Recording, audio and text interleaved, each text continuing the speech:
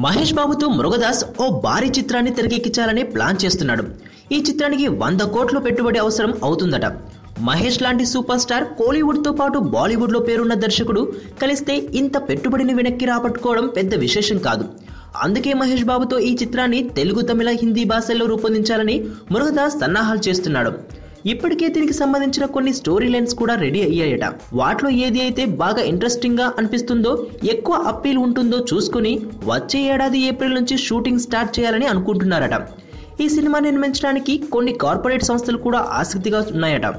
మహేష్ తరపు నుంచి, మురుగదాస్ వైపు నుంచి కూడా చాలా మంది నిర్మాతలు పోటీ పడుతున్నారని తెలిసింది. ఈ సినిమా అయితే గ్యారంటీగా ఉంటుందని, బ్రహ్మోత్సవం తర్వాత ఇదే చిత్రాన్ని చేయాలని మహేష్ ఫిక్స్ అయ్యాడని, తమిళనాడులో పెద్ద స్టార్ కావడానికి ఇది మంచి ఆపర్చునిటీ అని, దీనికి వాడుకోవాలని మహేష్ చూస్తున్నాడని సమాచారం.